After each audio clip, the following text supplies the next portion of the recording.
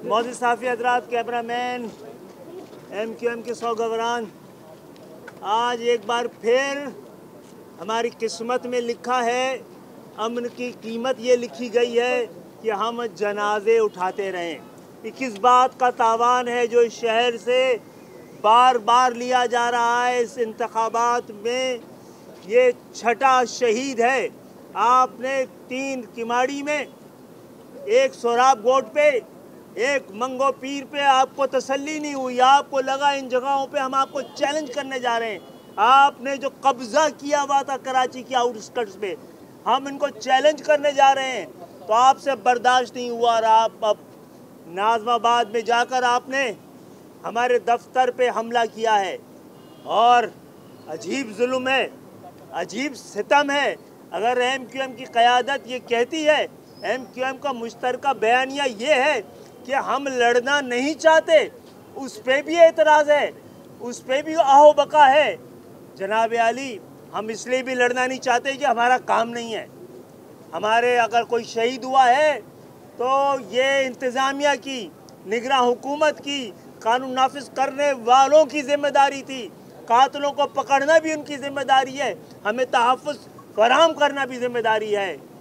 हम पुलिस की तरह तनख्वाह नहीं लेते, लेकिन हम बता रहे थे, बता रहे हैं कि हम लड़ना नहीं चाहते। लेकिन ये ज़िम्मेदारी तो MQM की क़यादत अपने हिस्से में ले सकती है। अगर अवाम मुश्तइल हो गए, कराची का अमन बर्बाद हुआ, तो क्या फिर एक बार तारीख दोबारा दोहराएंगे आप? क्या एक बार माजी की तरह इसका इल्ज़ाम पे हम पे डालेंगे?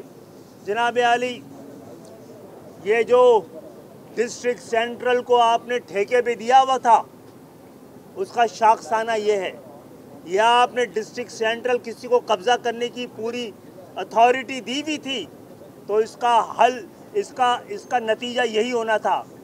हम कोई डेडलाइन नहीं दे रहे हैं,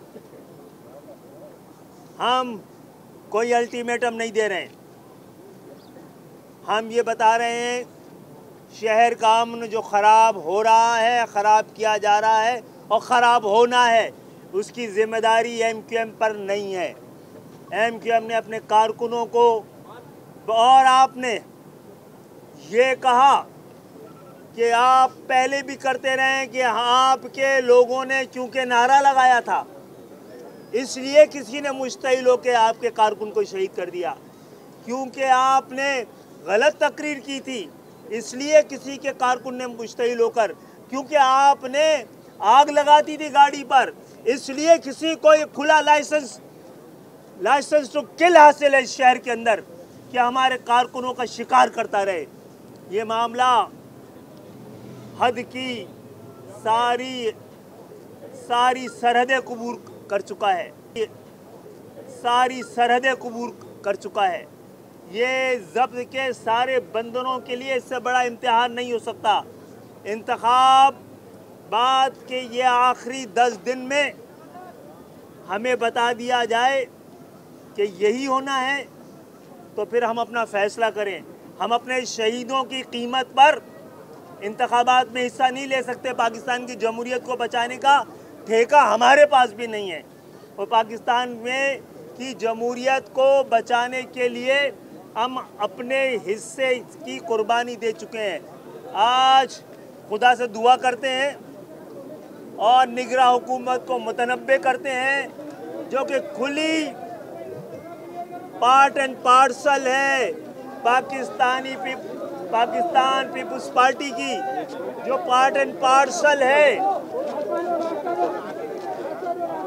तो पार्ट एंड पार्सल है और तसलसल है पाकिस्तान पीपुल्स पार्टी के 15 साल का। तो मैं एक बार फिर आवाम से, अपने कारकुनान से अपील करते हैं, हम सब लोग इल्तिजा करते हैं कि सब्र का दामन हाथ से मत जाने दीजिएगा। इश्तियाल में आपको लाने की कोशिश कर रहे हैं, मुश्तइल मत होइएगा।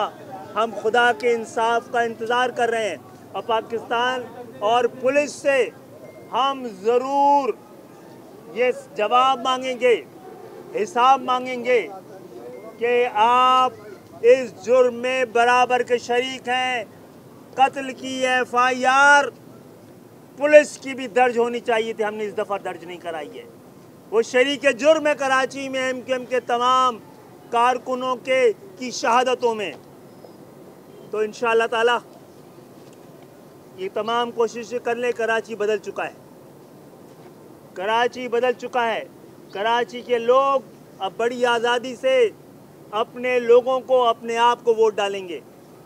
8 फरवरी इन कातिलों, जालिमों और काबिज़ों के आखिरी दिन है। सियासी तौर पे इनकी मौत इंशाअल्लाह ताला 8 फरवरी को हो जाएगी।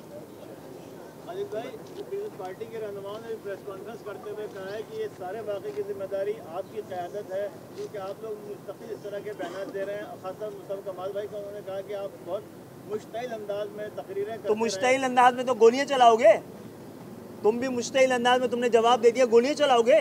हम इश्तियाल में आएंगे, हमारी शहादत, हम अपने साथियों की लाशें उठाएंगे और मुश्तइल में ना हो उसमें। और आप क्या आपके ग़ुलाम हैं, आपके रियाया हैं कि आप अगर हमारे मुश्तइल होने में गोलियां चलाएंगे? अच्छा डॉक्टर